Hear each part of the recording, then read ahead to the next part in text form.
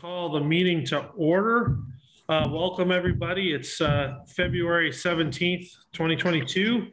It's 6:31 p.m. Again, just welcome to everybody. Glad everybody could make it over Zoom. This is the last select board meeting prior to our informational hearing, which will be next Thursday.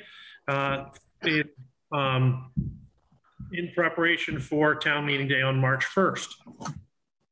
With that, I'd like to move forward on our agenda, and I'd like to review the minutes for February 3rd, 2022.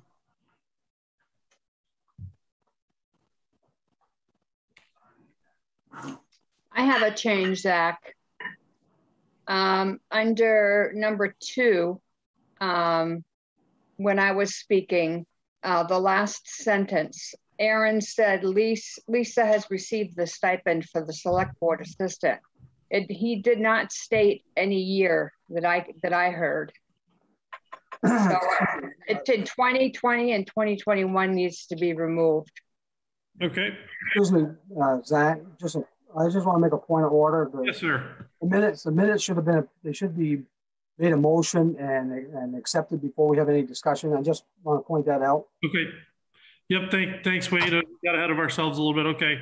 All right. I did make a motion, but I was muted, so it didn't. I actually didn't make a motion. You made the motion, Aaron?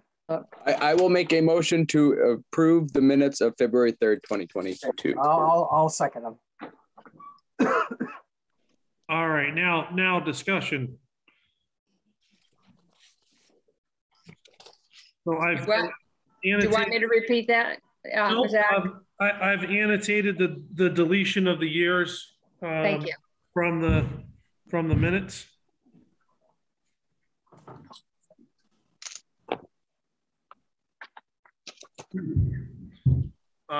I'll just say I apologize if there were errors because it's my first time doing minutes from Zoom, so it took me a little while to get them together.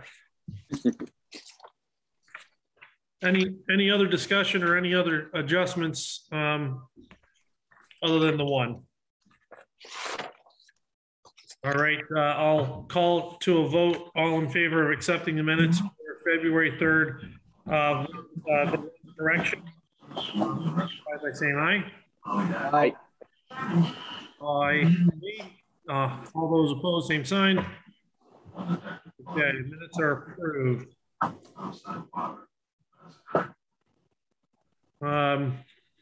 Any adjustments to the agenda that we need to make?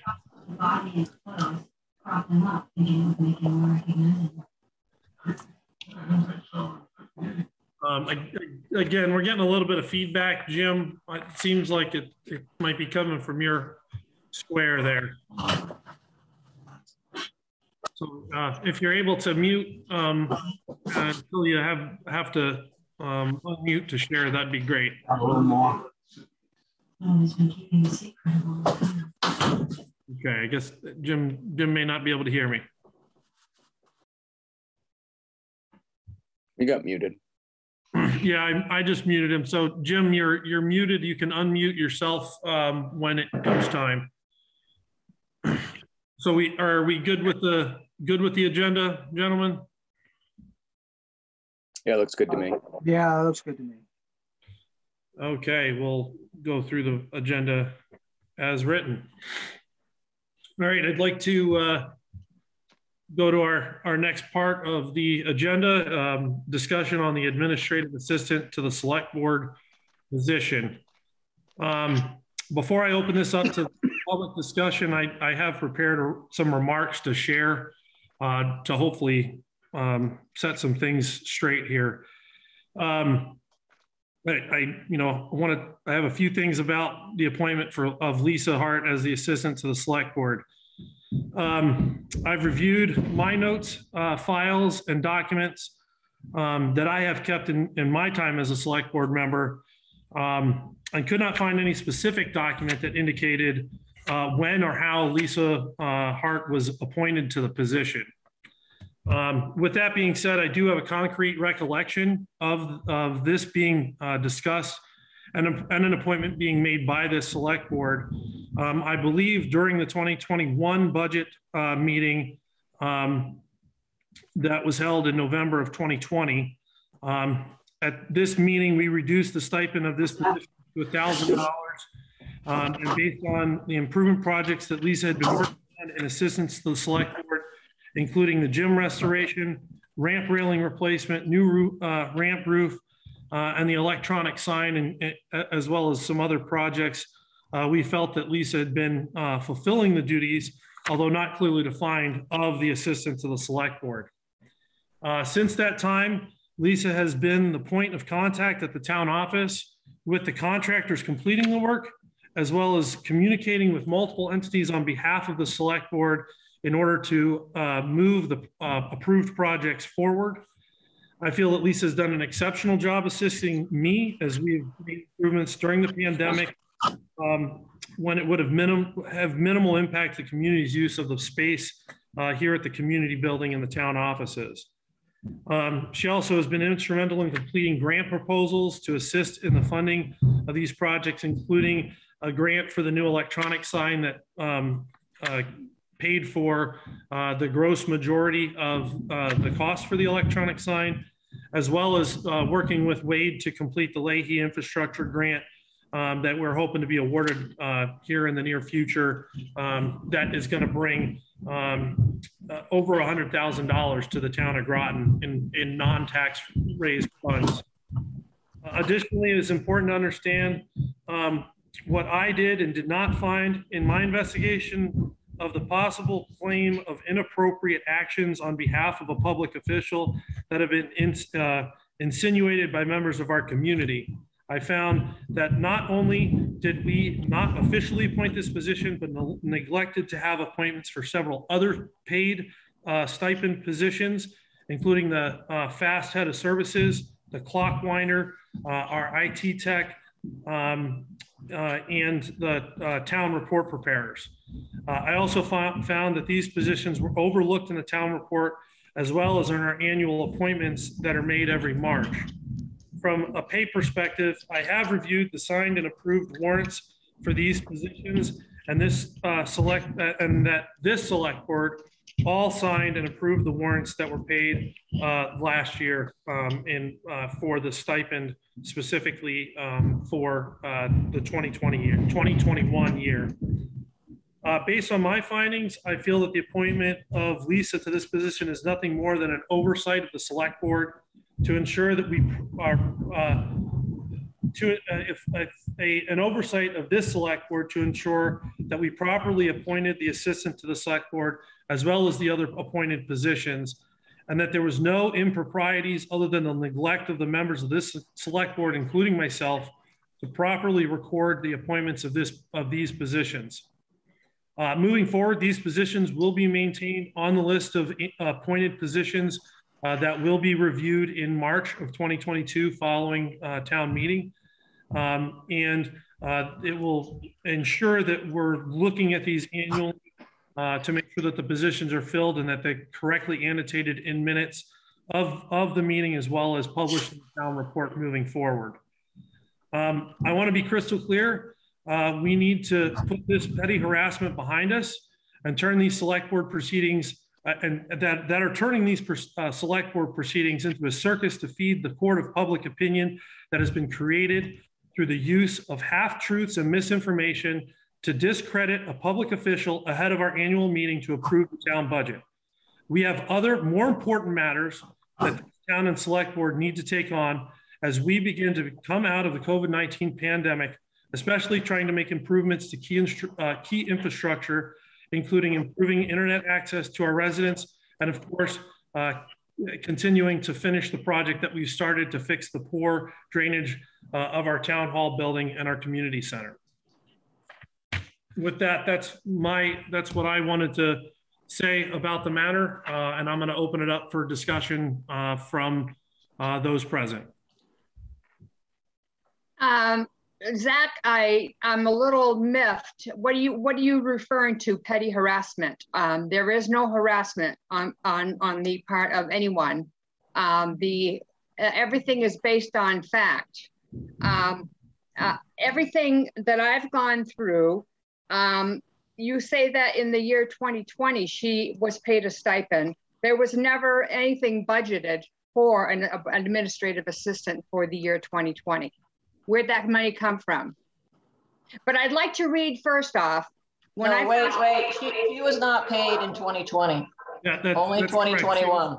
She was only paid in 2021 based off of the information that I have. Zach, you mentioned in your email to me that she was paid in 2020 and 2021. So after writing that, reviewed the documents, and I misspoke in my email. The only stipend form that I have that was signed by the select board was on October 7th, 2021, that paid out this stipend, as well as the stipends of the select board and other town officials. So that was I also misspoke in the typing of my minutes, which also indicated that 2020 was a year that was paid out, but it was not. Okay, I just would like to read here. When I was appointed the administrative assistant back at the February 1, 2018 meeting, excuse me, I'm reading from the minutes. Deborah Juris has a job description for the select board administrative assistant and found on the Secretary of State's website that this job is an appointed position. This job will need to be listed under appointed by select board in next year's town report. Deborah made a motion to appoint Lee Schalberg for the select board administrative assistant. Wade second and motion passed. Since that time, everywhere that I have looked in the proposed budget, her name has, or the select board assistant has not been mentioned. The wage summary report doesn't show that anybody was paid any money for being an assistant to the select board. All of the minutes since that time never mentioned anybody as administrative assistant. When I was the administrative assistant, I had to report to the select board meetings, and I had to give a report at each of those meetings. That's not been done since she supposedly has been on board. And at this point is what are you trying to gain? What are you trying to achieve with providing these facts to the select board? Well, for one, that the rules were not followed, which you obviously have already said that you neglected to do as a select board.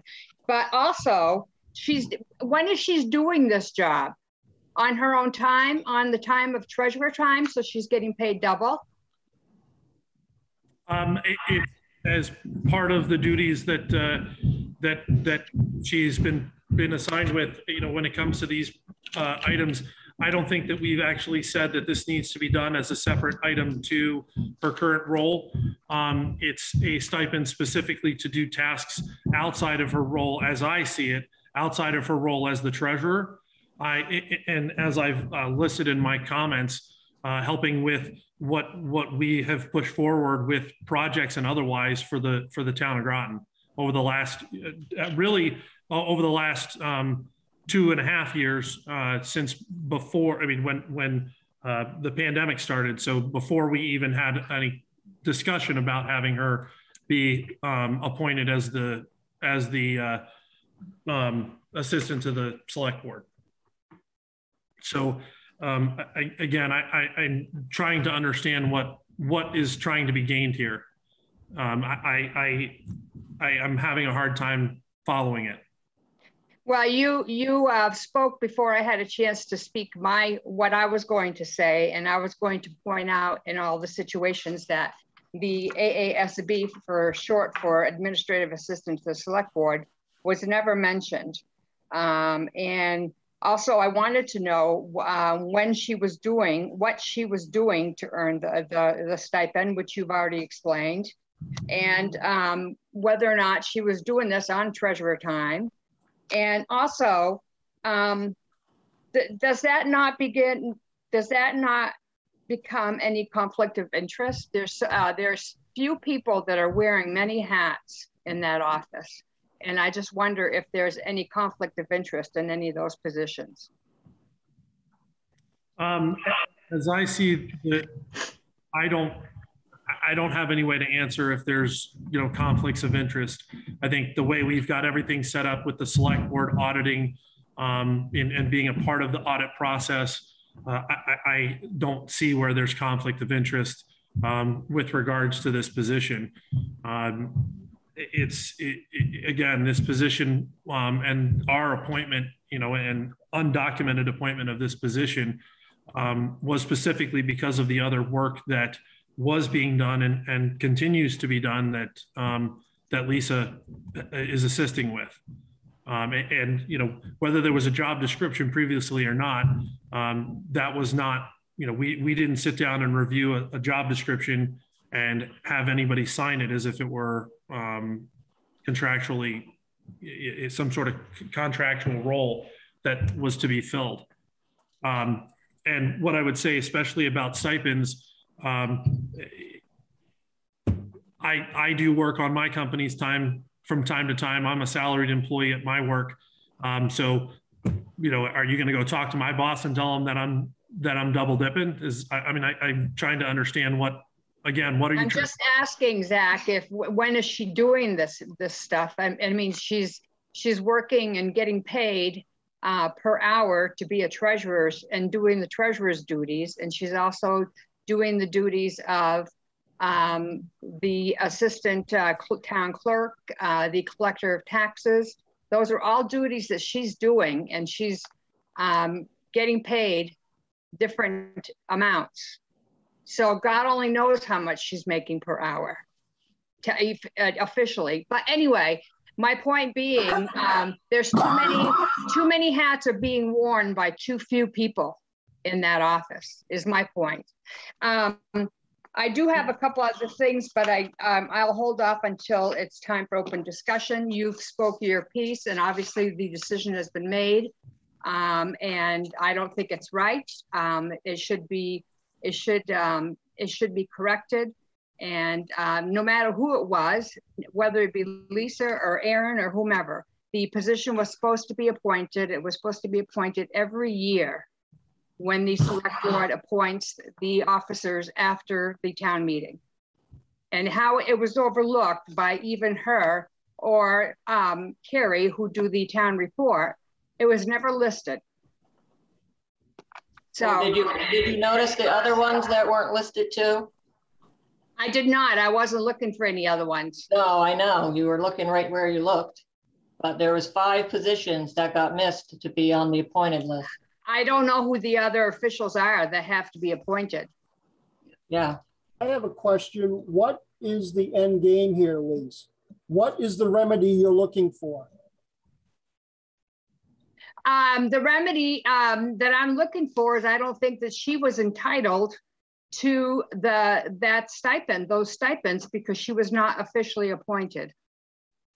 So what? There's no documents to prove that she was officially appointed. You want her to lose the $1,000 that was paid to her in the stipend. That's what you're saying.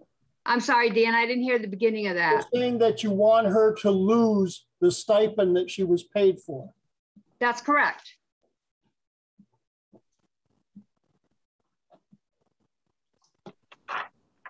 So, I mean, that is, I don't know how the other members of the select board feel, but I think at this point, looking back, I'm not going to tell somebody that we failed to document appropriately that they need to pay us $1,000 back because of a select board's mistake.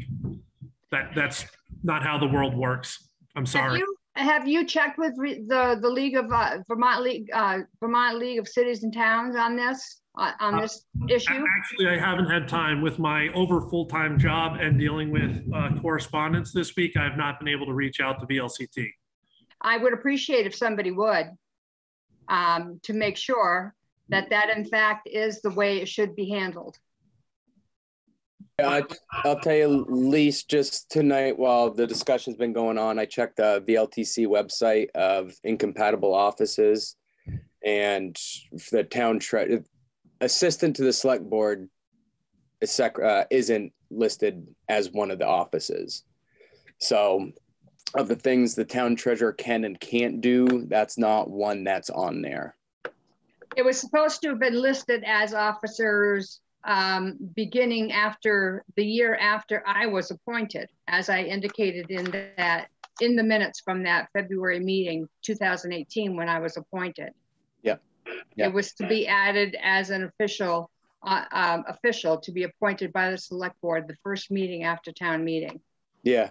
Yeah. The select board has already acknowledged that there was a missed opportunity there. So in essence, if there's any monies to be paid back, it should come from the town to pay back to the town. So what are we going to do? Double dip on our taxpayers? That makes no sense at all. I don't get what you mean, Dan, by you're not going to have the select board made the payment. They put it in through a stipend. The stipend was all signed. That part is legal and non-discussable. So if there's any money to be paid back, it's not going to come out of Lisa Hart's pocket. It comes from the town and the taxpayers to put it back into the budget. So be it. I'm sorry. Looking out for the bottom line of the taxpayers, if you're saying that doesn't even make any sense. Well, I'm just speaking my opinion as you are speaking your opinion, which you are entitled to. So then it would have to be the same for all the 5 spots that were missed. I'm not speaking for the other spots because I wasn't familiar with the other spots, but the other spots, I don't know if the other spots, were they omitted in the past years, in the past couple of years? Or were they just omitted this past year? This past year. Okay. So they were omitted this one year. Before, and there's years before. Lisa only got paid in 2021, so it was omitted one time. Just to be clear on that for everybody. So if you're going to do it for one, then you're going to do it for all. So Brenda Bruley would not get her stipend, that she'd have to pay that back, or whatever you're thinking should happen. The man who goes up and winds the clock at the church, you'll pay back his money, and all the rest of them. For it's going to be fair across the board instead of just picking on one person. And just to be clear, it is on page 19 on the budget, select board assistant, and it was paid $1,000. So it is transparent, and it is in the 2021 town report.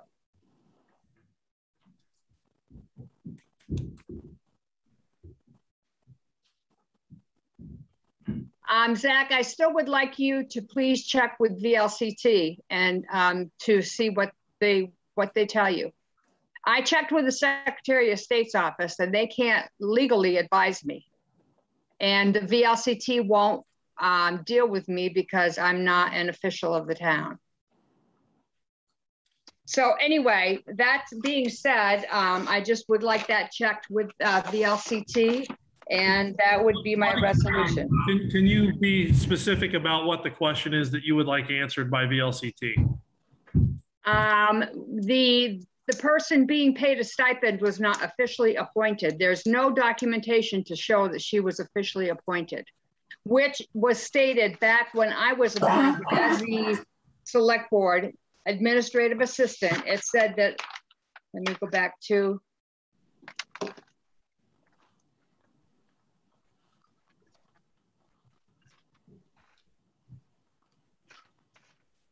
sorry here.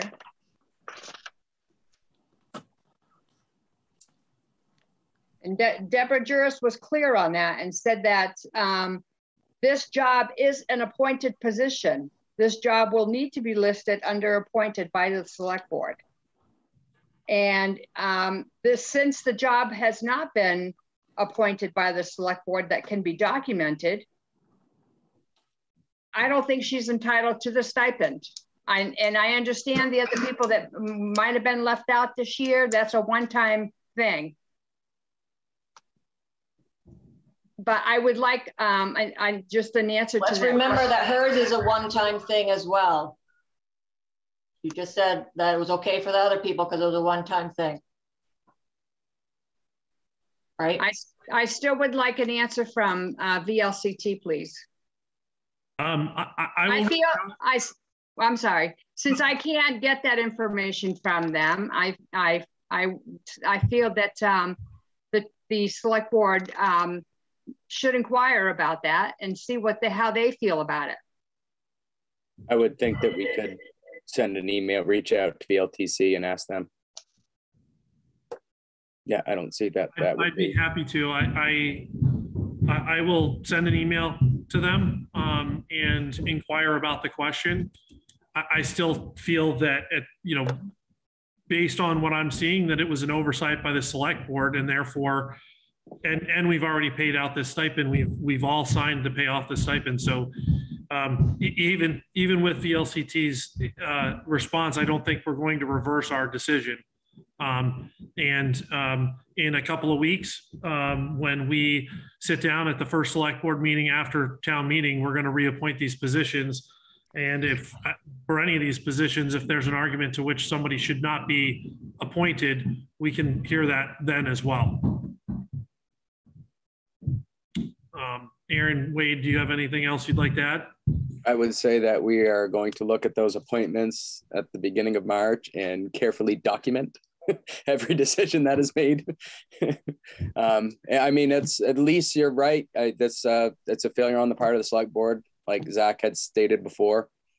And our oversight has brought this problem up. It's something that didn't get documented, and it's our fault. That's our fault. Well, it also was not documented when when the budget meetings have occurred in the past. I was only able to find the minutes for 2 budget meetings, and there was nothing mentioned on those agendas for an administrative assistant to the select board that needed to be discussed. Mm-hmm. I mean, I think, and she's the one that types that up. Yeah, that might be caught under stipend. I think there's a section on there for stipends. That might be, if anywhere, that would be where it would be. Okay. Yeah. Well, thank you for hearing me out, and I would like to know what you find out from VLCT, please. I do have a couple more things, but I'm going to wait until open discussion. Okay. I'd like to say, Aaron, thank you. I would like to say that these people have already performed these duties, these 5 people, and they've been paid their stipends for duties performed. So once again, if it's got to be paid back to the town, it should come out of town tax money, not the individuals that have already performed the duties.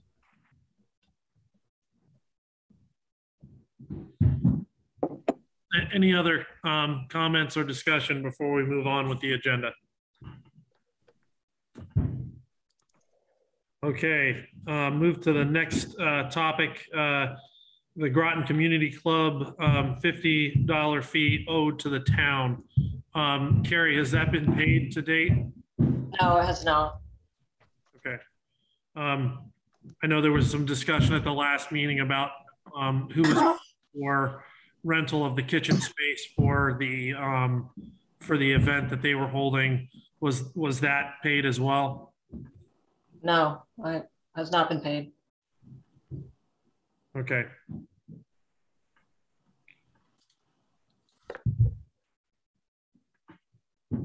I have not had time to reach out, but I'm going to reach out to Peter Line and see if I can get him to come to the next select board meeting to discuss this. I'm very concerned that we're now almost 6 months, 4 months, or 4.5 months past the event, and it still hasn't been paid. It's going to put in jeopardy their use of the potentially use of the venue in the future.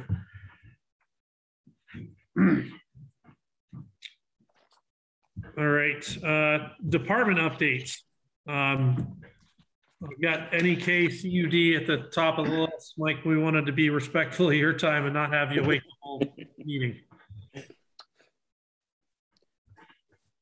Hang on, let me turn on video here. Yeah, thank you. Appreciate it. A lot's happened in the last couple of weeks since I kind of gave the initial update. I've actually, the select board, and I think Carrie has a update that I sent this afternoon. I mean, there are aspects of this program just kind of continue to evolve. And it's really a function of whether or not NEK Broadband is going to be partnering with Washington Electric to build out our region. And our region is Groton, Reigate, Peacham, Barnet, Walden, or if they're going to do it on their own.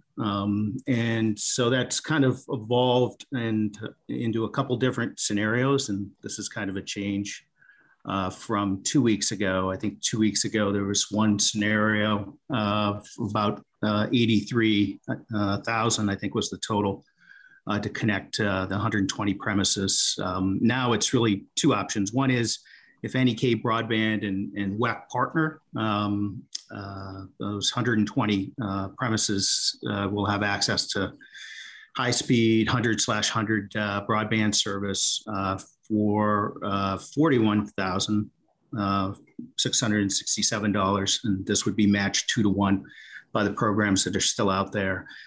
If they don't partner, NEK Broadband would, and if they don't partner, WEC isn't building out the physical backbone infrastructure. So NEK Broadband has to pick up that. And so it becomes a different number if we wanted to provide those 120 addresses with internet, high-speed internet. It would be 61,900. The other big thing too, and I just came off of a meeting this afternoon where they kind of rolled out some of the new build maps. And I don't know if I can share a screen or not. Is that possible, Zach? Or? Yep, let me see if I can change your status to allow you to. Yeah, I don't want to spend too much time on it, but it's fundamentally changed in a particular way that impacts Groton. So.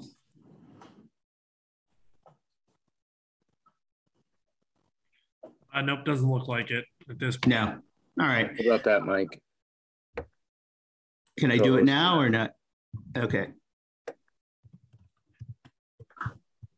Let me see if I can share it here. Okay. Here it comes. Let me know when you can see it. Yep. So these are the design maps coming together in terms of how the backbone is going to be built across the 54 towns in Northeast Vermont. And what was originally the case that the select board saw in early September was a much more concentric circle where everything kind of had redundancy built in. So if a line got cut, you would be able to go the opposite direction and users would still have access to their internet. Now the new design map has a one-off sort of road or backbone down to Groton from Peacham, the village, where Peacham's going to put their optical line terminal equipment. So right now we're a one-off down there. So what does that mean? NEK Broadband's priority is sort of, and biggest impact is on these concentric circles and building those out because it's going to enable them to roll out high-speed internet quicker.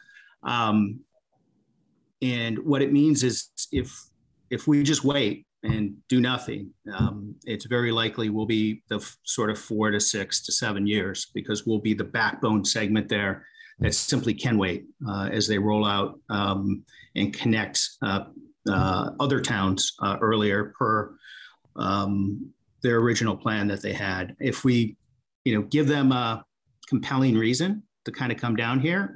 They've already kind of indicated that if we want to light up and turn on our, or excuse me, if we want to look at, doing some of the spurs and backbone work, they would turn on the Groton OLT terminal and kind of light up that backbone sooner. So what does that mean? It means we probably, within a year or so, have 120 premises that would have access to high-speed internet.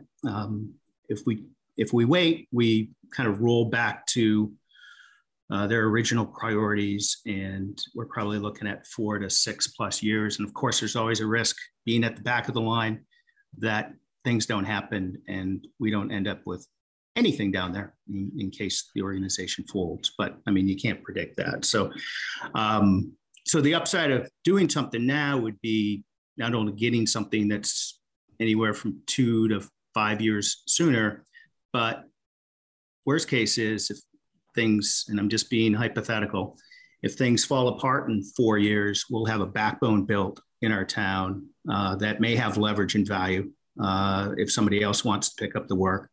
And we'll have at least 20, 25% of our town with new high-speed fiber service. So I can drop out and stop share here.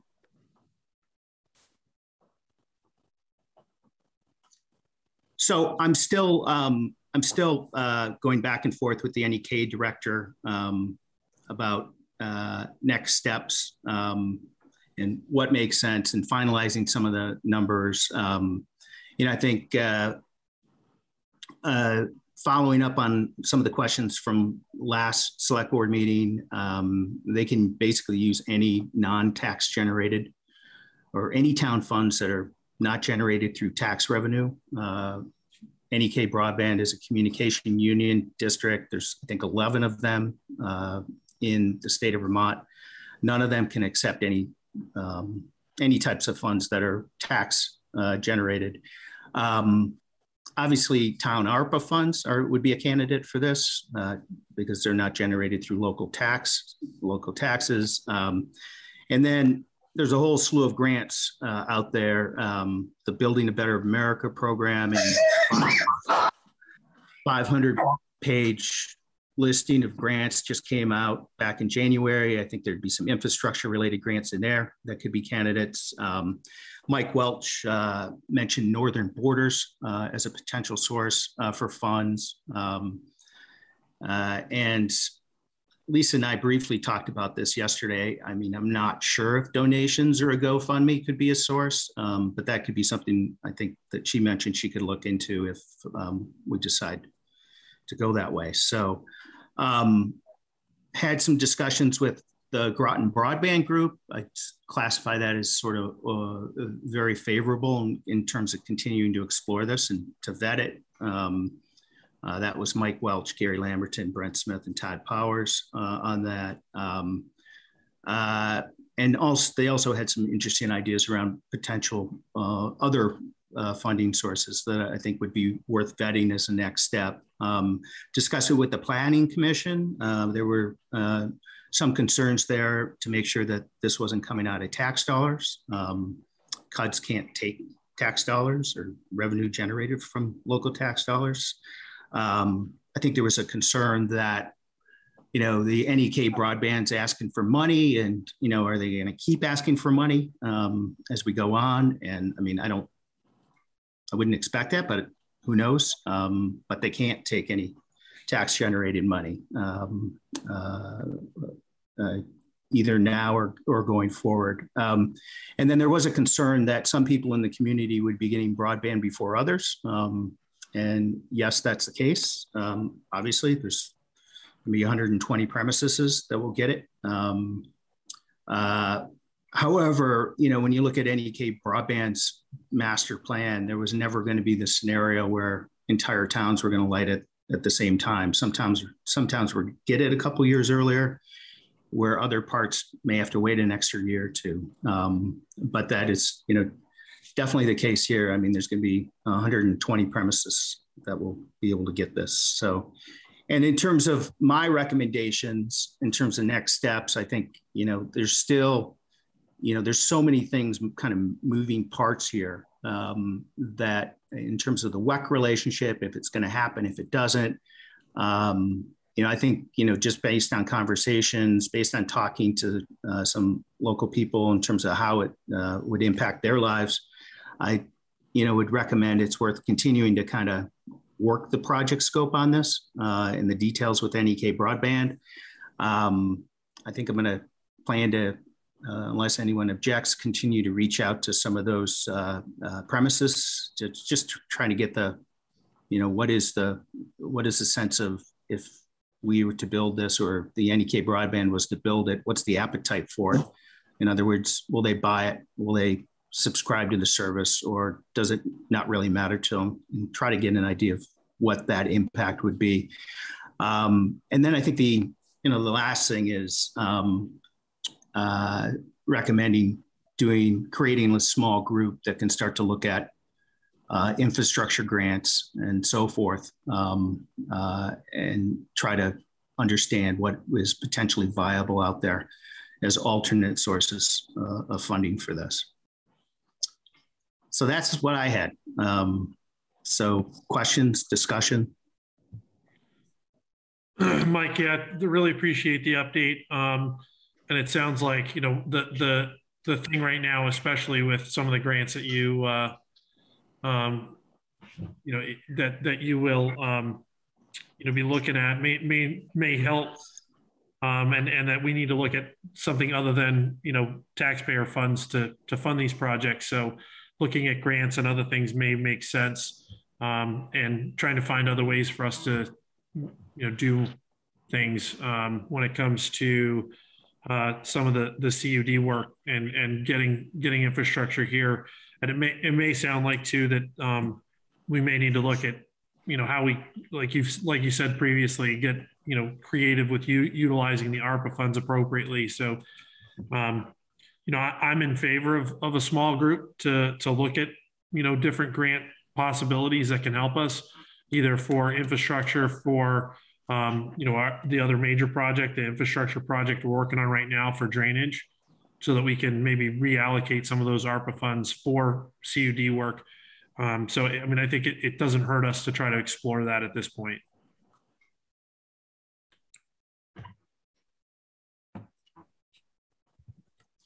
I guess I don't have too much more to add other than what Zach had there. Other than, again, every time you come on, Mike, I'm impressed with the vigor at which you go at it. Not just sitting back and go, well, yeah, we're at the end of the line. Nothing we can do about that. We'll just sit and wait. So, I appreciate you being proactive on that stuff and really looking out for the best interests of the community, Again, I agree with what Zach had to offer earlier.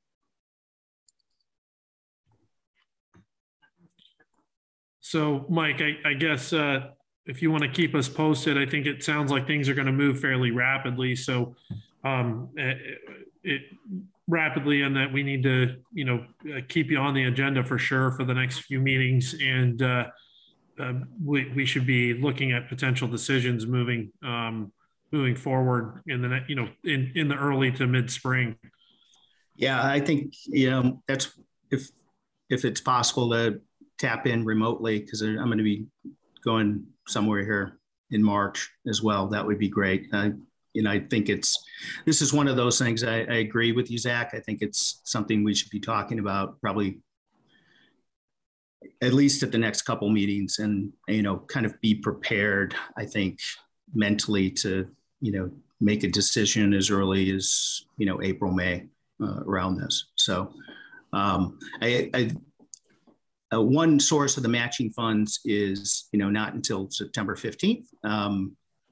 But there's another source out there that was originally tied to first come, first serve on the $16 million that we're getting allocated to it. So, I'd hate to, have us decide to do it and then, decide that at a point where we miss out on one of them one-to-one matching dollars. So, yeah, I think what I'll plan to do is continue to work it with NEK, and then try to come back with something hard and firm, with the realization that, some of this negotiation stuff with WEC could go either way. So, which would change the dynamic, but continue to paint until we know definitively, kind of like what the range would be with WEC or without WEC. So.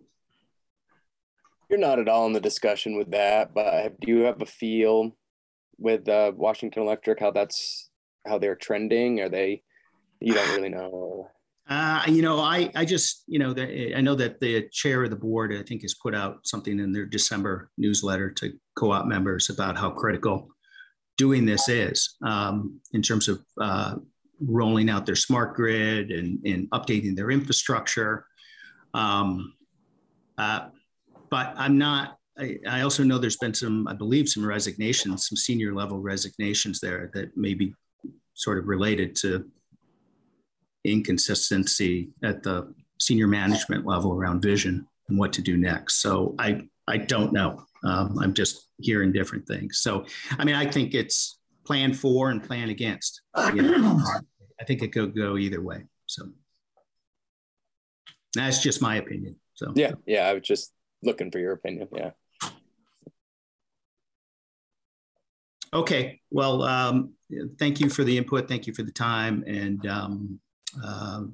I'll plan to be at the next board meeting with another update. All right. Thank you, Mike. Thanks, Mike. All right. I just want to make a quick point of error on my part. Aaron just messaged me here and said that I forgot to start the recording. So at least for the purposes of taking notes, I'm going to record the rest of the meeting so I get my minutes straight as I'm writing them. So just so everybody knows, I apologize that I was not thinking when I didn't start the recording. We'll let it go this time, Zach. Recording in progress. All right. I appreciate that, Aaron. You can always go back and watch the video of the meeting. Yep. Yeah, that's what I'm going to have to do. Okay, moving on the agenda, we've got the infrastructure project. I still have not had time to reach out, but we'll reach out on any updates on the right-of-way for Mill Street. And then, of course, the big question I've got is on the Leahy grant, because I know that's one of the potential funding sources. Lisa or Carrie, have you heard any updates on the Leahy grant?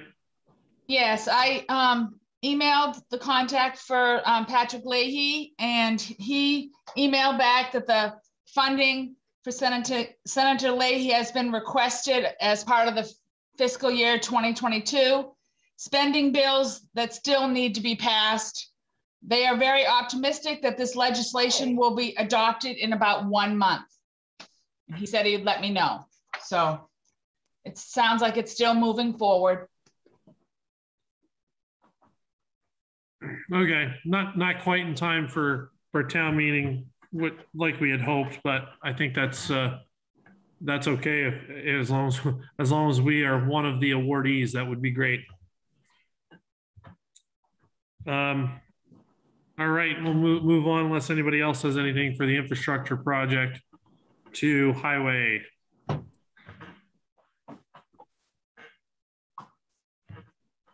I know Harold has tried to jump on a couple times. Harold's iPad has tried to jump on a couple times and hasn't made it. Okay. Carrie might be investigating that. Okay, yeah.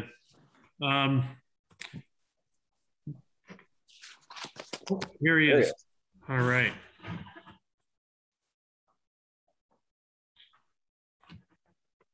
Hello, Harold. Hey, how's it going? Good. I got just a couple things tonight. I sent you guys an email yesterday, I believe, about Greens Road. I mean, you don't have to, there's no decision to be made. It's just they want you aware and to be okay with it.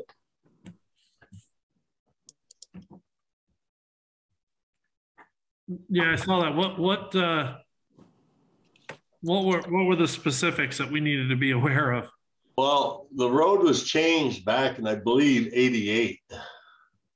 And it was never changed on the maps. Where the road used to be is all big trees now. Yep. So I've been dealing with the state trying to get things straightened out on that. Some of these roads that have not been updated.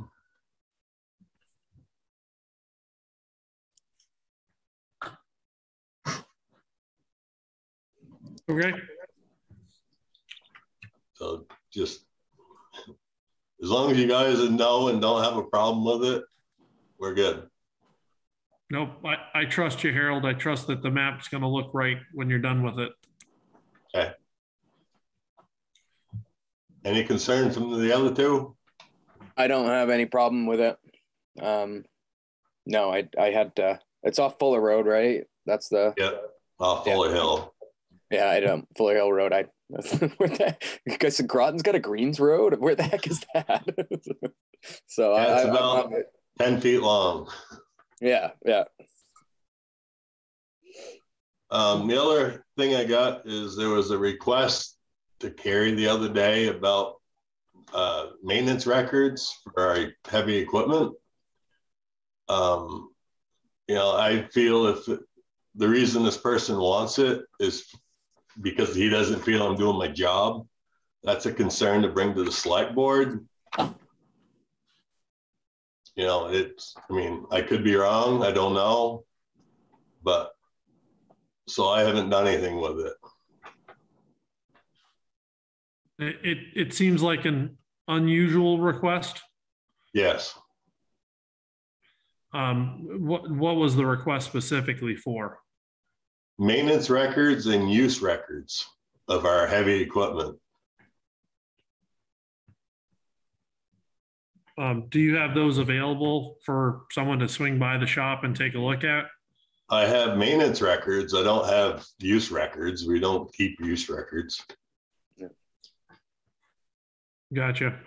Yeah. I mean, I guess it's, I think Zach's kind of hitting on it. It would be public information. Right. You know, if somebody requested it, you know, I mean, you don't have to go out of your way, but it is public information if the public wants to see it. So. Yeah. And I would say just my understanding of how maintenance records work, they could be quite lengthy in the filing of and documents. So I don't think that it's necessarily reasonable that we make copies of those records as long as they're available for someone to come view when requested. Okay. Yeah, I just wanted to make sure it weren't because of job performance. Yeah. Are they looking at concerns? When they talk about use records, they talk about when you're clocked in for what that piece of equipment, what work it's doing, hours that's working, or. Sorry, Wade, I couldn't hear you. I said that use records, is that something when you're doing a job, the hours that piece of equipment is working on that job? I guess every time I've never done a use record. Yeah. I mean, we don't keep use records of any sorts. I mean, we don't write down, we used the loader 2 hours today. We used the excavator 7.5. I mean, we don't have that.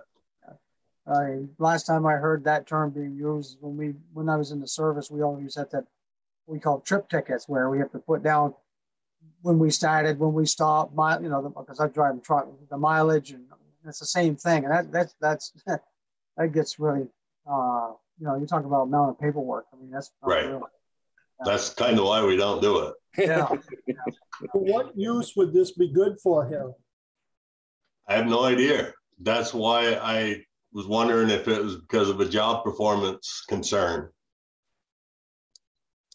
It doesn't make much sense to me to have use records if you already have maintenance records.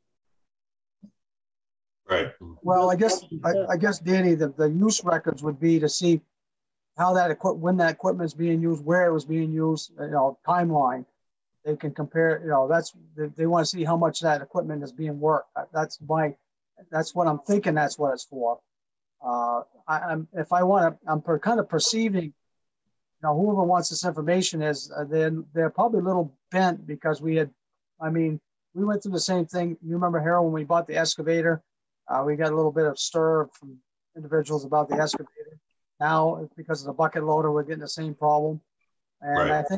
I think it's because they want to know how much hours, you know, what are we using that equipment for? I mean, that's the only thing I'm guessing that's what it is, but that's my best guess. In that, you know, familiar with that end of it. But. Harold, I'll say I have not heard any concerns about job performance that I'm aware of or have been brought to my attention. So I'm not sure that it has anything to do with that. But as with any public record, you know, it should be available upon request to produce. But I mean, I think especially with, like I said, with maintenance records, they can be, you know, that there's a lot of copying that has to be done when you do make copies of those. That's a lot of paper to go through, and right. As was reported at the last meeting, there is a paper shortage going on right now. So I don't know that we want to really make all those copies, but I think if as with anything, making them available upon request and somebody can come view them at the town garage, I think is a reasonable reasonable response to the request. Okay. They have a camera if they wanted it, and just take pictures of it. If they're that concerned about the maintenance records, they could do that where you wouldn't have to copy it. It wouldn't be a burden to the town.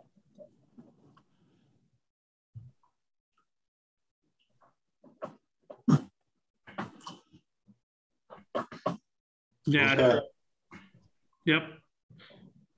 Harold, do you have anything else for? That's all I have. That's it? Okay. Thank you. Thank you, Harold. All right. Next on the agenda, we've got Lisa, treasurer, to report. Hi. I have some orders to be signed that are in the select board folder. I also have the corrections to the January 20th select board meeting minutes that need to be signed. And also just wanted to report that the town report PDF file will be available after February 25th as per the contract with the printer.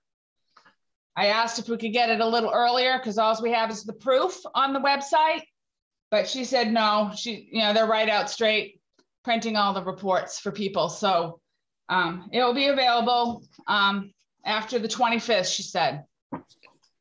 And I already updated you on the Leahy grant. So hopefully, fingers crossed that we'll get an answer soon on that. And that's all I have. Thank you. Thank you. Thank you, Lisa. All right. Next up, we've got Carrie, town clerk.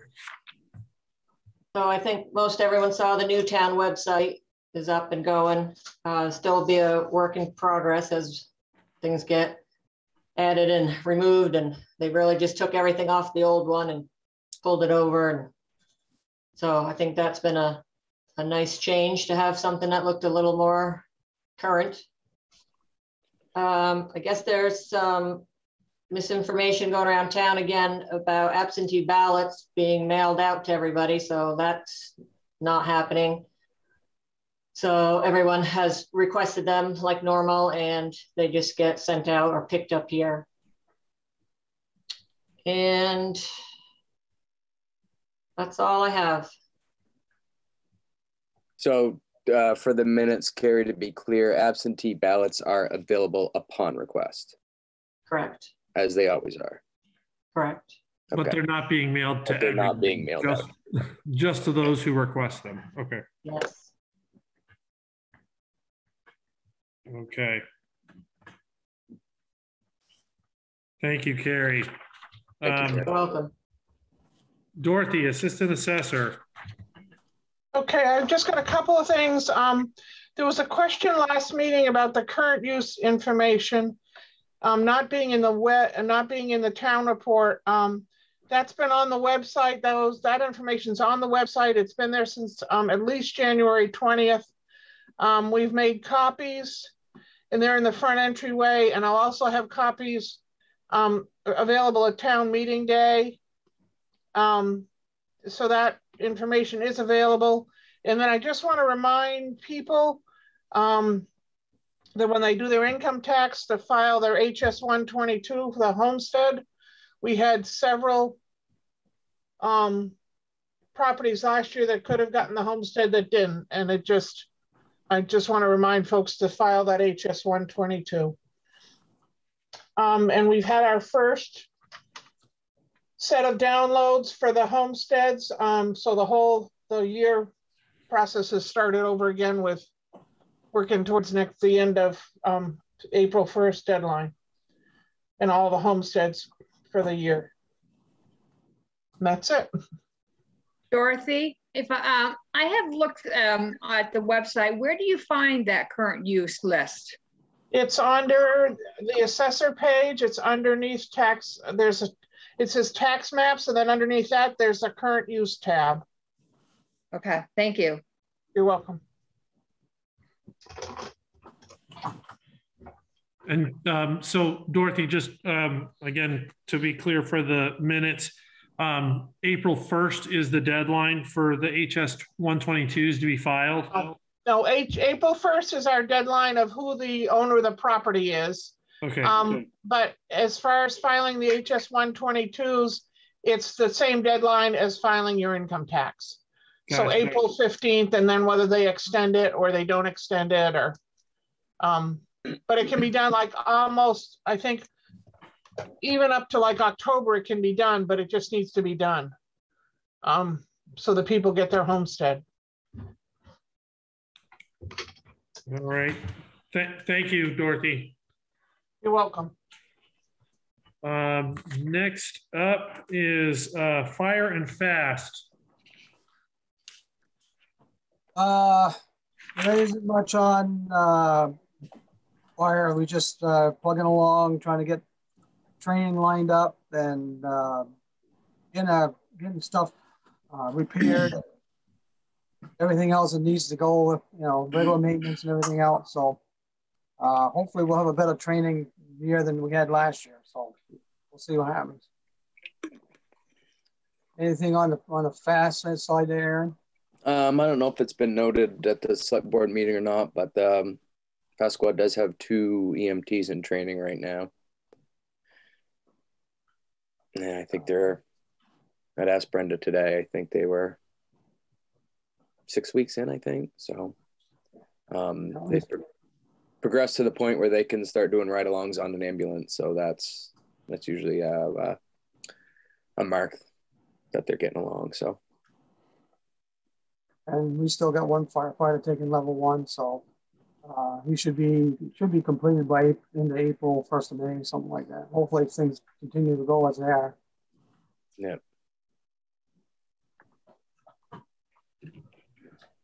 Okay, thanks, Aaron and Wade.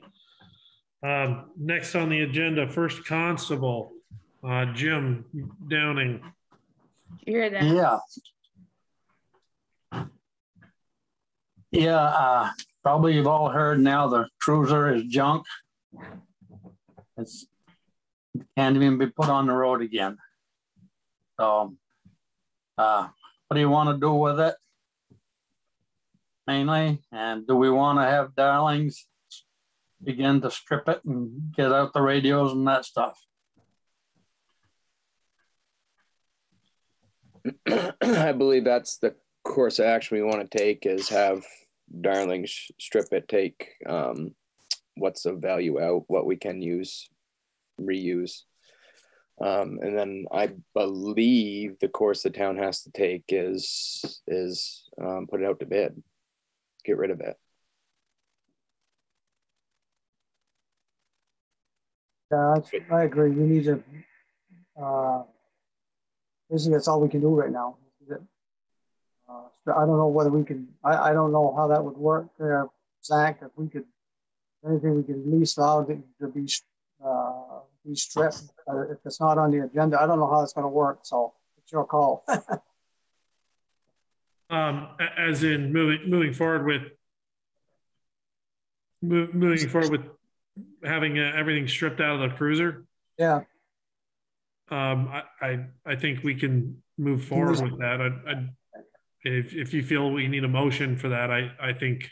Yeah, I think that part of it would be appropriate. So. Okay. I'll make a motion that we process the constable, the vehicle to be stripped of whatever valuable instruments or equipment that we can salvage.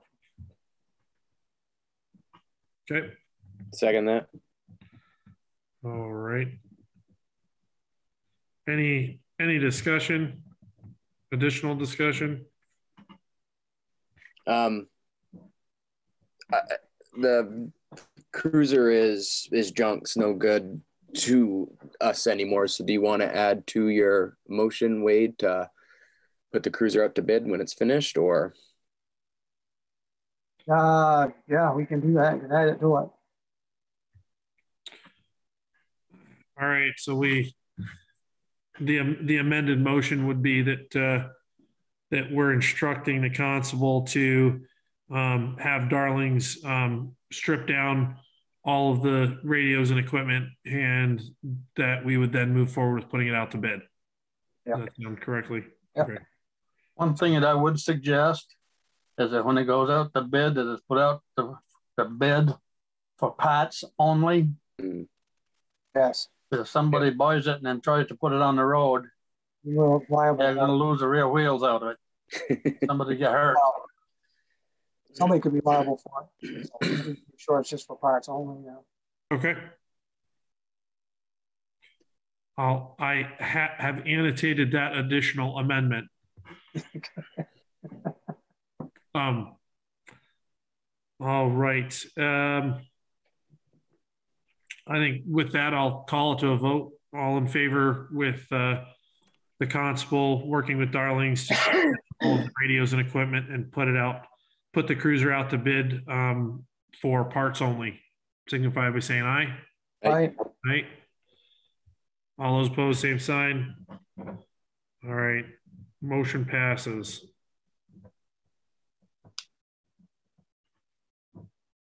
Okay, Jim, do you have anything else for the meeting? I was wondering, what are we going to do for a cruiser?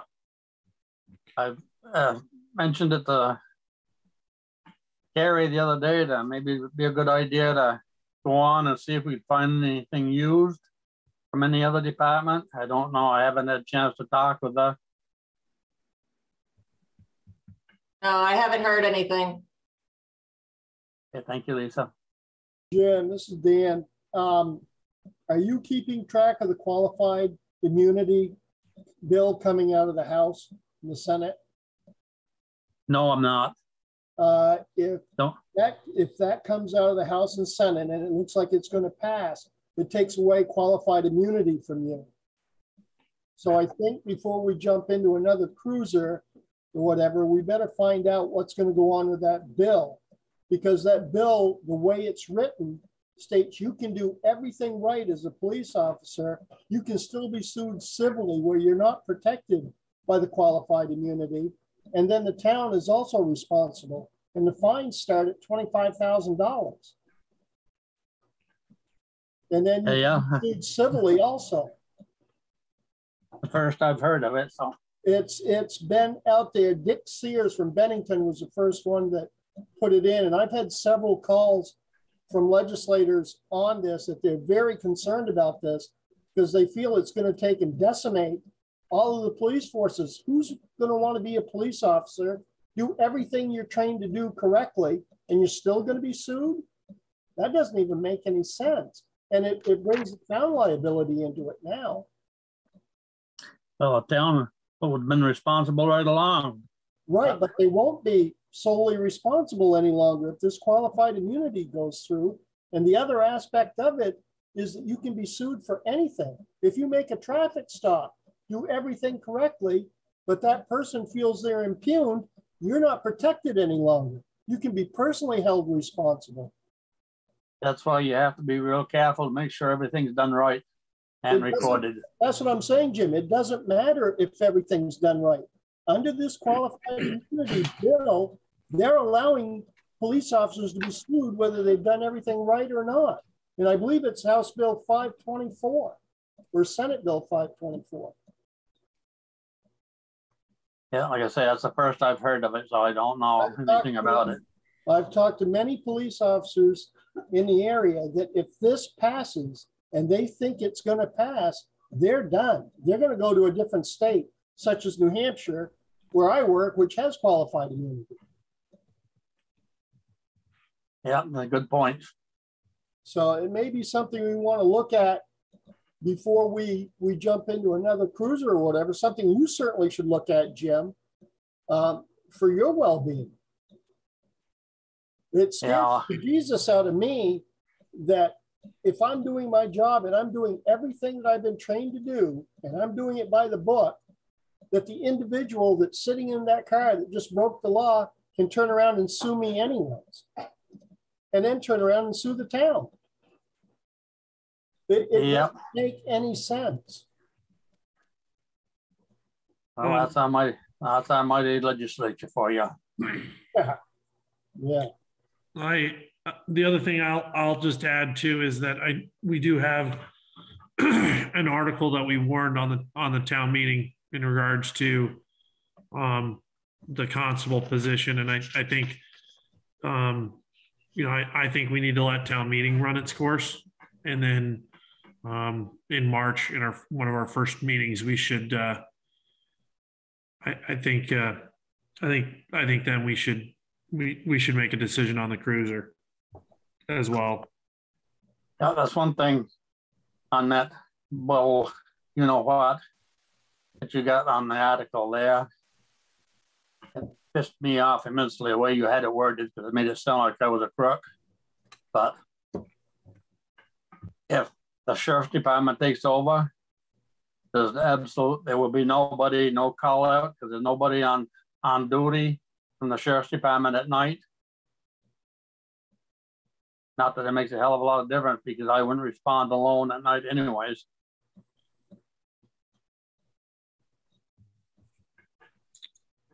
Well, like I said, I think we need to, at this point, probably let town meeting take its course and get through the vote in the election and then go from there. Yeah, I think, Carrie, didn't you get that wording for that article from VLTC also?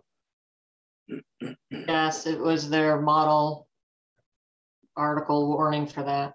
Okay. Copied exactly. Yeah, I'll just say I think what Aaron's getting at is, and I'll say it is, Jim, we don't want to make it out like you're not doing, the duties that are assigned to you or anything, but trying to make sure that it's accurate in regards to how it's worded for. Yeah, but the way anybody don't know better, the way it was worded, it makes it sound like I was a real screw up, done something wrong, and that just it pissed me off immensely. But I know what you're saying, but it could have been, I think it could have been worded different, because any idiot knows that if I get voted out and the sheriff's department's coming in, any damn fool, even you, would know that I would be getting done and wouldn't be doing any more work for the town of Groton.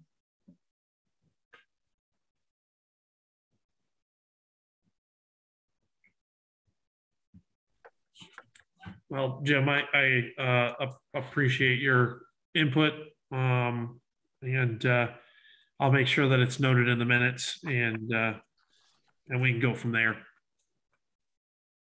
Okay, I'm leaving now. Thank you, Jim. Thanks, Jim. All right, next up is the library. I do know that they're still currently in the recruiting search for a new librarian. but haven't heard any updates. I think the deadline is next Monday for submissions, I believe. Anything else for the library? All right, Dan, zoning administrator. Well, we approved the Bruce Line subdivision on the 15th at our last meeting. We also went through some of the changes that we'd like to see made in the zoning itself. We've got to continue that at our next meeting. We also have another subdivision permit that came in the interim that we've got to deal with. It's the Darling subdivision permit. Carrie and I also had been tagged to rework the zoning permit to include the new Vermont laws for energy efficiency and to add some other things to it and to create a subdivision permit. And so Carrie and I have started to do that. We haven't gotten very far, but we're starting.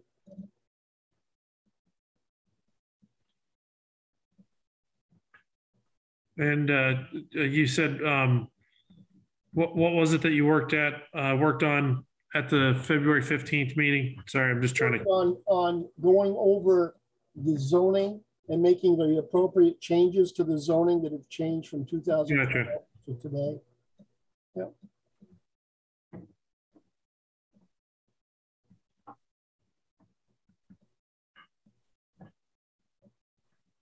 Okay. Anything else, Dan? Not for zoning. Okay. All right, health officer. Yeah, I've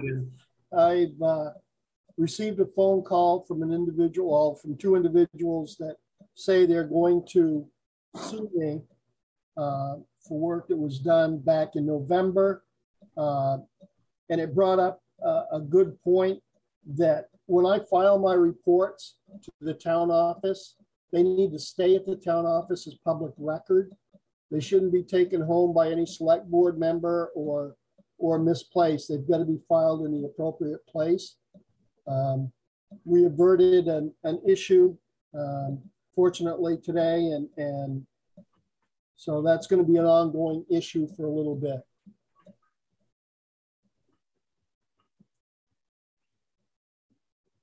All right. Yeah, I think that's a good point. I think we need to make sure that that records, if there's records, reports, or otherwise, that if any of us need to take them for any reason, it should be, we should take a copy. We should take the originals. We should leave that documentation at town hall so it's filed appropriately and available. Absolutely, because this person was asking, and these people were asking for the report, and for a while we had a hard time putting our hands on it. But that issue's been taken care of now, so we'll proceed from there. And that's it for health. Okay. Lisa, you're muted.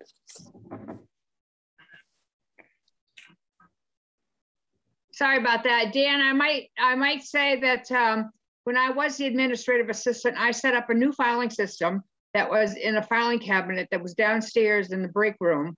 That was set up, and every department had a folder, and everything was kept in that select board file. We were unable to find the file. We were told that it was given to an individual on the select board, and they took it home to peruse it, and it never made its way back. And then when we needed it, we didn't have access to it. I had it on my computer and in my hard drive, and I had a crash and lost it. Fortunately, I had made a hard copy of it. And also one of the other individuals that I had discussed this with had a hard copy of the report. So we were good on that end, and we've got it taken care of. But if that's where you kept them, that'd be a good place to keep them in the future.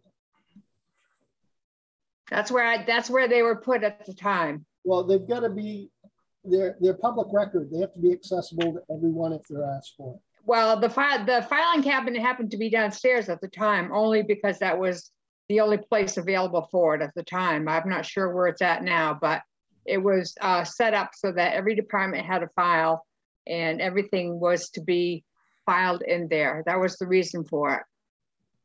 That's a good system.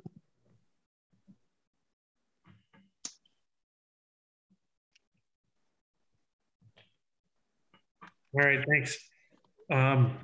Thanks, Lisa, and thanks, Dan. Okay, maintenance. Anything for maintenance? Okay, IT.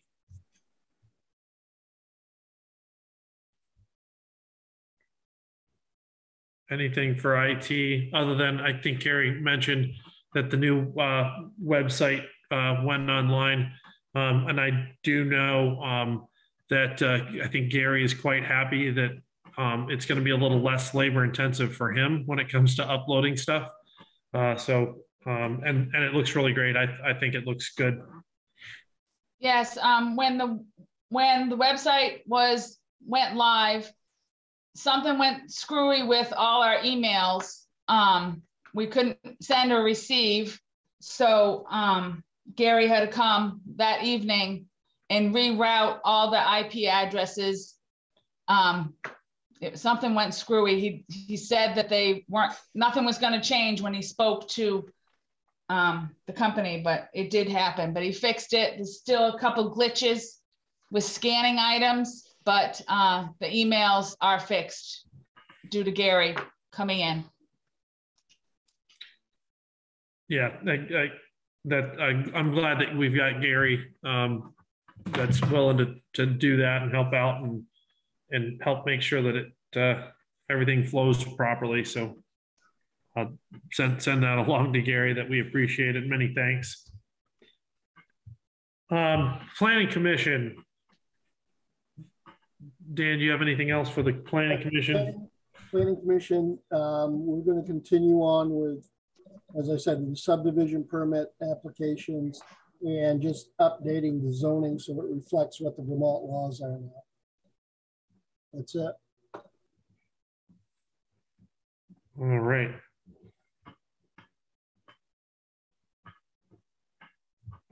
Okay. Now we are to open to the public and other business. Yes, Mr. Chairman. I'd like to make a comment. Being my last official meeting, I've had and pretty much everything's been alluded to throughout, as amazed throughout this whole select board meeting tonight, that I was going to have to. I thought I maybe have to address to some point, but you pretty well did a good job of addressing a lot of the issues. It seemed to me, because I'm getting comments from some individuals in person, as well as on the phone, with issues, how people are treating each other. We see this in meetings, people treating each other. And, at some point, some people are making an assumption that people are getting bashed and slammed and so forth. And I've been thinking about this thing for the last few weeks and last month. And if we stop and think about it, that all of us, the select board and anybody that's involved in the meetings, we have to be careful, because number one, all the meetings now we're seeing that people they're on video or audio. So it isn't like on a written form and written copies now where people just read it and they don't make any assumption of, if any discussion beyond that had taken place or arguments and so forth, because a lot of it isn't put in the minutes as such. But when you get a video or audio that's being played, or they see that, they make, their assumption is that, in some cases, and I'm not going to allude to a lot of issues because there's no need of it. We've touched bases on a few of them tonight. That how people are treating each other and how the board is their responsibility when these things come up. My suggestion to the board is again, that's been mentioned as well, is we need to be, I guess, being more aware of the surroundings and what's taking place in the meetings, and be prepared. And I guess my thing is that if anybody has an issue with anybody, that'd be better off, to take it to that person and see if you can't take it aside and see if you can't address the issue in a private matter first. And if you can, fine. But if you can't, it needs to come before the board, then bring it before the board and see if you can get in the executive session or something where you can handle it and not have it, bounced all over the meeting, and because what happens is, this is where you get these reports that this misinformation that gets thrown out in the community, and it's a free for all, and this is where it's coming from. So my suggestion is that people, we need to really take it seriously. Well, now the board will have to take it, the board take it seriously, and be more attentive to it. And I think it's been kind of mentioned tonight on several issues that the thing that I can concur to you, Zach, you've done a good job, is to admit that the board had dropped the ball. We did. We dropped the ball on some issues, and that's the thing. If we understand that and to go forward, I think that answers a lot of the questions that people have in their mind. So again, we just need to be attentive and kind of be watchful what's being taken place in the meeting, especially now. So that's kind of like my take on it. I appreciate the time to kind of expound on that. So I appreciate that. I'd like to say that I agree with pretty much what Wade said. The other thing being that I've been accosted at Walmart and several other places by people with misinformation. And I've told them to go back and review the footage. And when they did, they came back to me and said, you're right. That is exactly what happened. So it can be a double-edged sword, but I think having these meetings recorded is a great thing.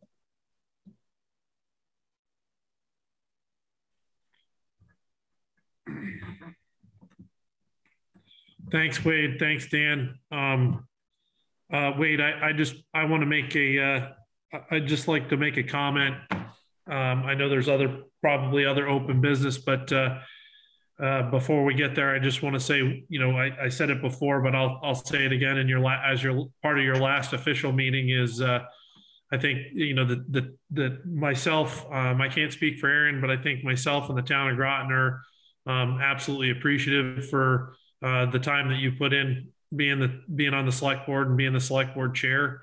As I know, it's not an easy job, and it can sometimes be a thankless job, and it can definitely give you some gray hairs or lose some hairs. But I appreciate everything that you've done, and I know that you're going to continue to do things for the town still, even not on the select board. But again, I really appreciate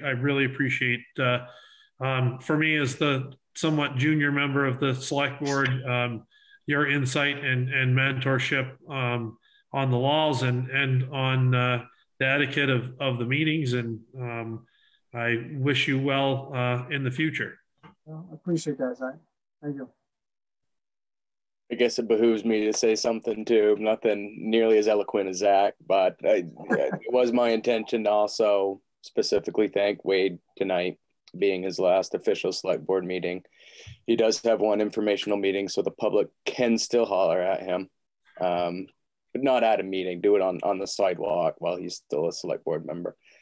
But again, Wade, thank you very much for the 6 years that you spent on the board. It certainly is worth noting that Wade has been on the select board for 6 years, but has been involved with the town for many years prior and will be on the other end of the 6 years on the board as well. The town is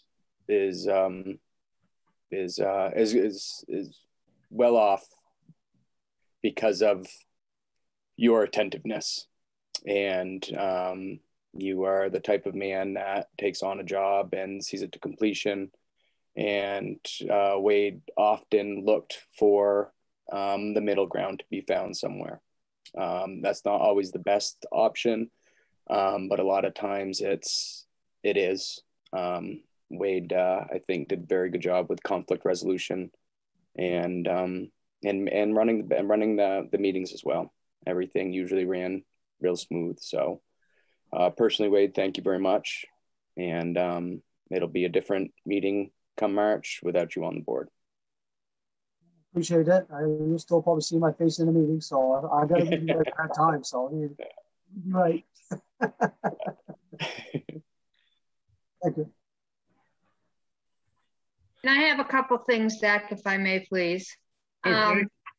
I would like to know who was responsible for putting up the ballots in the 3 locations that they have to put them up at.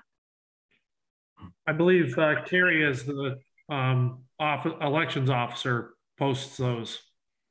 Well, it was brought to my attention, and I saw firsthand where the ballots had been posted on top of my, again, on top of my poster in the post office. No, I never put it on top of yours. Your pink one was on top of the articles and warning and the voter checklist. I moved yours to the side of it and put the ballot underneath. Well, so the only time I touched it was when it was over the articles and the voter registration. I'm not pointing fingers at anybody, Carrie. I'm just saying. I'm telling you what I did.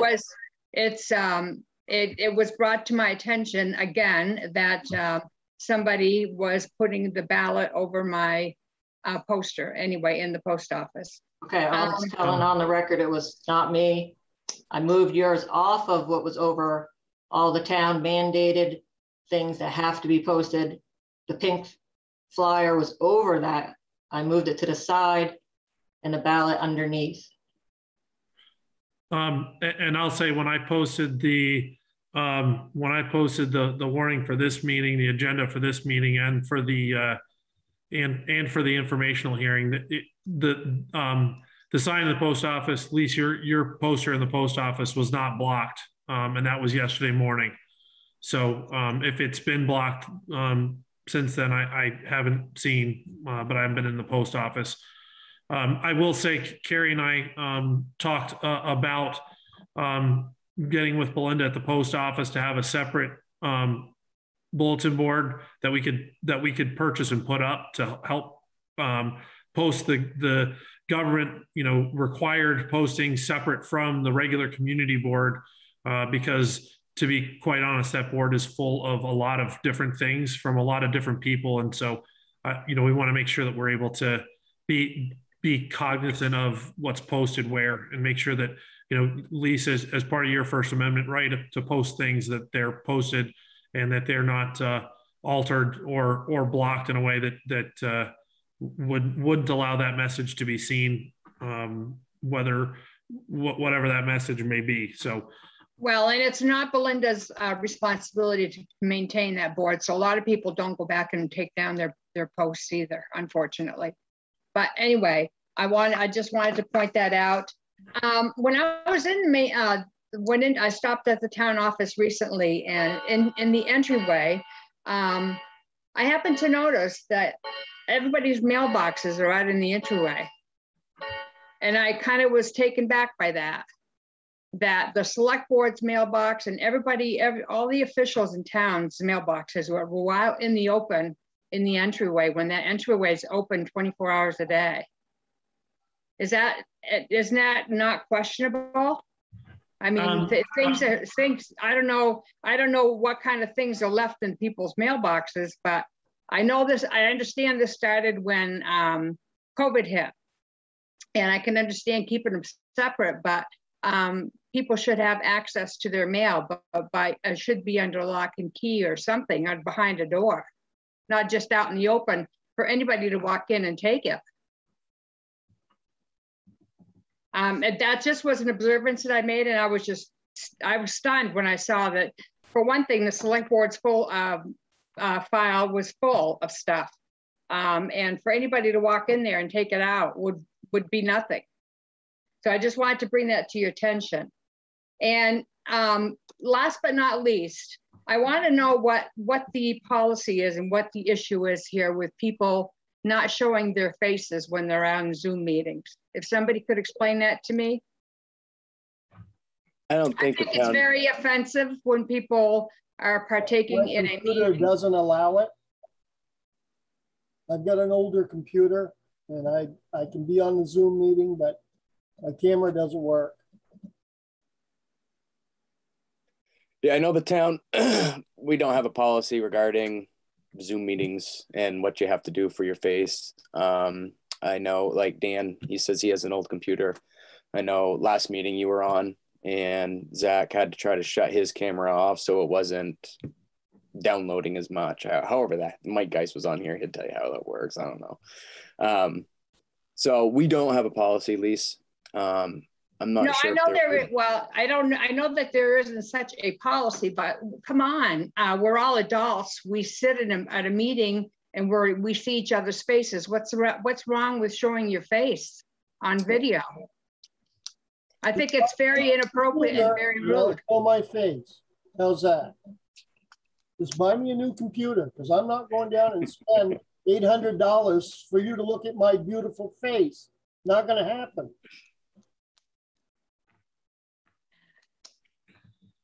Anyway, I just wanted an answer as to what is that an individual thing, or you know, it just seems rather unprofessional and rude. Yeah, I believe at this time it's up to the individual. I know Zach is much more handsome in person than he is on the computer, so that could be. Can't the select board make a decision about that? Can't they say, we would like everyone that is able to, with their equipment, to show their face, that this is a Zoom meeting, but doesn't mean you can't show your face?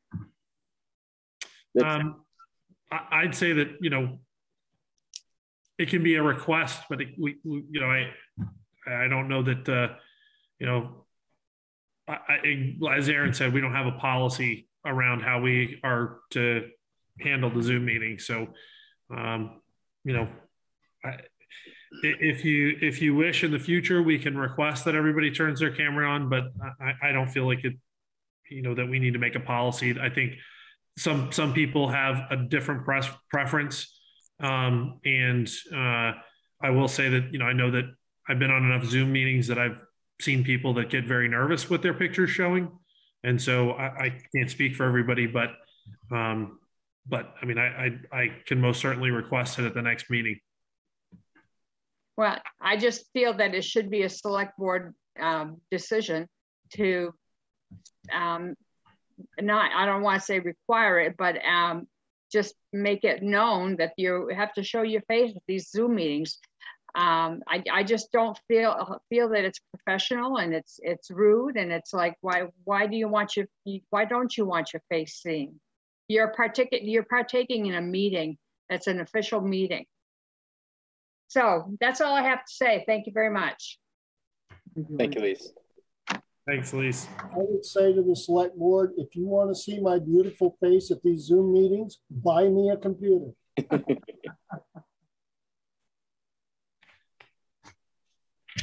I have, you know, just one thing that I wanted to bring up as we're getting ready for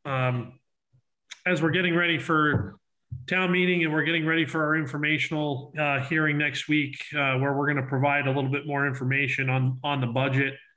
I just want to kind of, I guess you could say preemptively, but I just want to share that you know, our budget this year, although there was an increase after our use of the fund balance, our tax amount for 2022 is actually going to be less than our tax amount for amount to be raised by taxes, I should say, by quite a considerable amount. And you know, I think it's important to understand that a lot of what we're doing and a lot of what we've proposed moving forward with our budget, although it is increases to the budget, it actually is going to lead to a lower amount that we have to raise in taxes. And I will say too that, you know, of some of the wage increases that we've looked at, the budgetary impact of that is significantly less than 1%. The entire budgeted wage increase that is part of the budget that was approved by the select board equals to a 0.01% increase in the budget, total budget numbers for the town of Groton. So I want to make sure that everybody knows that, you know, the budget increases that we looked at are not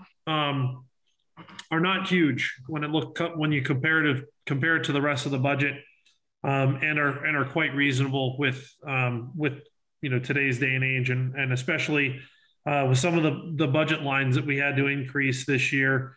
You know, there are some necessities that we added into to the budget this year. So I just wanted to put that out there.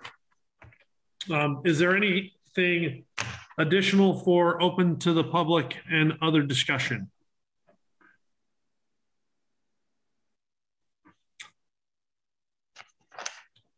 Okay. We're going to move on and set the agenda for the March 3rd Select Board meeting. Aaron, how do you feel about the agenda for next Select Board meeting? I do believe we'll have to make appointments. Okay. So I'll add that into our standard agenda. Yep. Wade, am I forgetting anything else that we do after the first Select Board meeting, after town meeting? You know, appointments are your biggest ones. Yeah. Again, it's been really, you know, I'm not going to repeat it. You know, everybody's been touched on. We just need to, you know, you guys, I keep saying, you gentlemen will have to, and whoever else comes on the board, just be attentive and all the appointments, and make sure you dot your I's and cross your T's. And, we kind of dropped the ball this last time, and you know, we've heard the discussion, so I don't need to reiterate it. But again, that's just, we learn the lessons. You know, it's the only way we learn. I mean, we don't make mistakes. What good is it? You know, so just like I say, learn the lessons, and like I say, your appointments are going to be the biggest ones, and you're going to have to. And this is why I put Zach. I suggested Zach be the chair of the board, because somebody's got to run the meeting coming back. Because usually you have to vote for a chair, and we all walk in and sit in front of me. Well, who's going to run this meeting? Because you still got to vote on a chair. Well, this way here, Zach can at least run the meeting until somebody, let's say, prove him as a chair or somebody else. So at least you got some consistency. So they ain't like, oh, board don't know what they're doing. So anyway, anyways, you'll have to appoint your chair and your vice chair, and you write down the list and your appointment. So that's going to take up quite a bit. And plus, you still got your treasurer and the town clerk who's going to have in highway. So and the rest of the list. So you'll be busy. Thanks, Wade. Thanks, Wade. Yeah, you're welcome. Yeah, and thank you for your foresight in. Well, I know I've been there. That's the trouble. I'm thinking, sitting in the meeting, well, who's going to take charge here? And I'm thinking this has got to be a different way to do this. That's just Wade's way of running things, even when he's not on the board, Zach. That's what he's doing there. Yeah, there you go. Yeah. Keep you guys on your toes. Helping you out. Cover your backs. There you go. All right. And anything else that you can think of for the agenda? I think, as Wade said, that's going to be a major portion of the agenda. We'll be redoing all of our appointments. Anything else you can think of, Aaron? Nothing right off. Stuff usually comes up in that 2 weeks, though. So, yep, may have something else on there. I got you. I'll pay attention to what we get and add anything if we need to.